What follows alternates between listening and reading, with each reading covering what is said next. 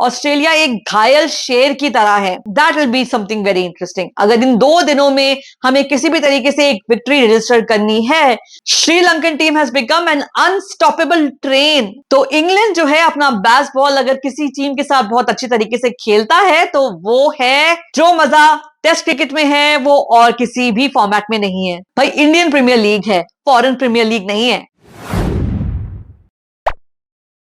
IPL के जो नए रूल्स कल अनाउंस हो गए हैं, आई कैन टेल यू कि मैं तो बहुत सेटिस्फाइड हूं उनसे। इनफैक्ट एक पर्टिकुलर रूल है जिससे तो मैं बहुत ज्यादा खुश हूं, लेकिन उसके बारे में बाद में बात करेंगे। पहले बात करते हैं WTC की, world test championship. Test match कौन देखता है, ये बात तो आपने जरूर सुनी होगी, बहुत बार सुनी होगी बहुत सारे लोगों से, स्पेशली अगर आप आर्डेंट क्रिकेट फैन हो मेरी तरह जो टेस्ट मैच भी नहीं छोड़ते हैं।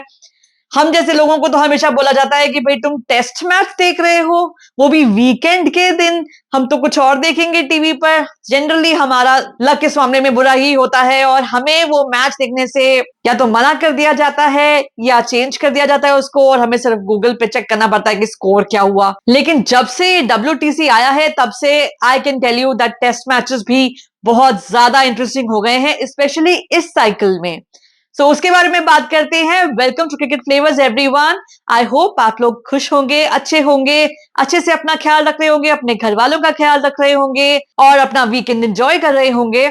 आज संडे के प्लान का, टेस्ट मैच के प्लान का तो एकदम कबाड़ा हो गया, उसपे तो पानी फिर गया, बिकॉज लिटरली वॉश आउट हो गया है आज का भी दिन। और इससे नुकसान ये हुआ है कि इंडिया की जो WTC के चांसेस हैं, जो मैं आपको याद दिला दूं कि WTC के टेबल पे इंडिया टॉप पे है अभी भी, लेकिन अब WTC क्वालिफाई करने के लिए अगर ये मैच ड्रॉ हो जाता है, टाई हो जाता है, तो इंडिया को थोड़ी सी मेहनत और करनी पड़ेगी, स्पेशली कंसिडरिंग कि BGT आ रहा है और अगले जो मैचेस हैं इंडिया के वो BGT में है, टेस्ट मैचेस। और ऑस्ट्रेलिया के अगेंस्ट BGT इस बार बहुत टफ होने वाला है। हाँ, हमने पिछले 2 बार BGT में ऑस्ट्रेलिया को हराया है, लेकिन इस बार it's not going to be so easy because Australia एक घायल शेर की तरह है।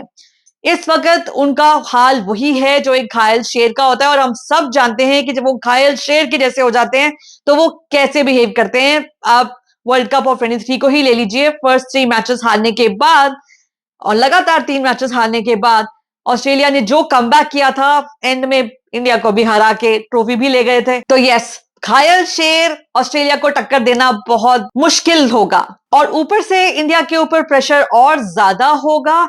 जब इंडिया को अगर ये मैच टाई हो जाता है तो जीतने होंगे अगले 4 मैचेस उनके total, I believe some 7 matches के अंदर। लेकिन वहीं अगर ये मैच इंडिया किसी भी तरीके से जीत जाता है तो हमें सिर्फ 3 और मैचेस जीतने होंगे, और वो एक बहुत आसान काम हो जाएगा, बिकॉज जो 5 मैच का सीरीज है BGT ऑस्ट्रेलिया के अगेंस्ट, उसमें अगर हम 2 हार भी जाते हैं या 3 हार भी जाते हैं तो हमें इतना ज्यादा दुख नहीं होगा, इतनी ज्यादा मुश्किल नहीं आएगी। वैसे current form of Indian team को अगर देखा जाए तो चाहे ऑस्ट्रेलिया जितना भी घायल शेर हो, India will definitely take them, लेकिन फिर भी हल्के में नहीं ले सकते। और इसीलिए मैं चाहूंगी कि ये मैच हो जाए, बिकॉज अगर ये मैच हो जाता है तो it becomes easier for India, और अगर हो जाए तो मैं चाहूंगी कि मियां मैजिक चले, जैसा मियां मैजिक हमने साउथ अफ्रीका में देखा था, एशिया कप फाइनल में देखा था, वैसा कुछ देखने की जरूरत है इस मैच में भी। जल्दी जल्दी सब लोगों को आउट करके फटाफट एक टोटल बना के उनको दोबारा बैटिंग दी जाए और एज मच एज पॉसिबल उनको आउट करने की कोशिश की जाए, ताकि एक इनिंग से डिफीट हो जाए या something of that sort. That will be something very interesting. अगर इन 2 दिनों में हमें किसी भी तरीके से एक विक्ट्री रजिस्टर करनी है तो वो तभी होगा अगर हम उन्हें इनिंग्स डिफीट दे दें। And for that we need Miyan magic, Ashwin's magic, Bumrah's boom missiles, every possible thing that we can get, every possible effort by all the players to ensure a victory in the 2 days that we have left of play in this match. वहीं आज आपने तो देखा ही होगा कि Sri Lankan team अपने घर में स्पेशली तो किसी को ठहरने ही नहीं दे रही है, किसी को रुकने ही नहीं दे रही है। Sri Lankan team has become an unstoppable train, a juggernaut that they are on, especially at home. जो इंडिया को वनडे सीरीज इतना बुरी तरह से हरा दिया था, ऊपर से अब न्यूजीलैंड का क्या हाल कर दिया। इनिंग्स डिफीट, इतना बड़ा डिफीट, इतनी बड़ी जीत हासिल की है उन्होंने न्यूजीलैंड के ऊपर। A very proud moment for Sri Lanka Indeed. और अब वो WTC के टेबल पर काफी अच्छी तरह से प्लेस्ड है and I am sure they are gunning for that final. And coincidentally WTC के एंड में, उस साइकिल के एंड में मैचेस होने वाले हैं between Australia and Sri Lanka. So you never know कि कहीं वही दो मैचेस जो आई थिंक 2 या 3 टेस्ट हैं उनके बीच में, वही ना हो जाएं डिसाइडर्स कि कौन खेलेगा फाइनल, होपफुली इंडिया के अगेंस्ट। सो इस वक्त ये 3 teams, Sri Lanka, India and Australia, जो है टॉप कंटेंडर्स हैं WTC के फाइनल को खेलने के लिए। लेकिन एक और टीम है जिसको हम नजरअंदाज नहीं कर सकते और वो है इंग्लैंड। न्यूजीलैंड नंबर 4 पे है, लेकिन फिर भी उनके आने वाले मैचेस को देख के लग सकता है कि शायद न्यूजीलैंड के चांसेस थोड़े कम हैं। और इंग्लैंड इस टेबल पे कैसे कमबैक कर सकती है वो मैं आपको बताती हूं। इंग्लैंड के in the very near future matches हैं अगेंस्ट पाकिस्तान। 3 मैच के टेस्ट सीरीज खेलने के लिए वो पाकिस्तान पहुंच चुकी है या पहुंचने वाली है। जहां तक मुझे पता है 7 अक्टूबर से उनके मैचेस शुरू होने हैं। तो इंग्लैंड जो है अपना बेसबॉल अगर किसी टीम के साथ बहुत अच्छी तरीके से खेलता है तो वो है पाकिस्तान। उन्होंने 2023 में भी बहुत बुरा हाल किया था पाकिस्तान का बेसबॉल के साथ, और उसी विश्वास के साथ वो आए थे इंडिया कि जैसा बेसबॉल उन्होंने पाकिस्तान के साथ खेलकर उन्हें इतनी बुरी तरह से हराया था, ठीक वैसा ही कुछ खेलकर इंडिया को भी हरा देंगे। जो कि पहले टेस्ट मैच में उन्हें कहीं ना कहीं लगा भी था, लेकिन उसके बाद हमारा जैज बॉल ऐसा छाया कि इंग्लैंड की टीम को तो पता ही नहीं चला कि व्हाट हिट देम। सो मुझे इंतजार है इन 3 मैचेस के खत्म होने का, क्योंकि उसके बाद एक ज्यादा बेटर आइडिया, ज्यादा क्लियर पिक्चर मिल जाएगी कि इंग्लैंड की टीम कहां स्टैंड करती है। बिकॉज अगर वो अच्छे मार्जिन से बुरी तरह से हराकर पाकिस्तान को ऊपर जाती है इन द WTC टेबल, तो उनके चांसेस बढ़ सकते हैं। और इंग्लैंड के बारे में एक और बात कि फाइनल WTC का खेला जाना है लॉर्ड्स में, उनके होम ग्राउंड में। तो अगर कहीं वो क्वालिफाई कर गए फाइनल के लिए, तो जो भी टीम उनके ऑपोजिट खेलेगी, मोस्ट प्रोबेबली इंडिया, वो थोड़ा तो मुश्किल पाएगी ही। So let's see what happens. बहरहाल ये तो बात हो गई WTC की, जहां जैसे मैंने आपको बताया Sri Lanka is very nicely poised, Australia has its ups and downs and has its fair number of chances also to finally be able to qualify, and it's going to be very interesting. बहुत मजा आने वाला है देखने का कि क्या होता है। So test matches भी interesting हो चुके हैं because of this WTC and its entire cycle. उसके अलावा हम जैसे ardent fans को तो पता ही है कि टेस्ट मैचेस में क्या चलता है।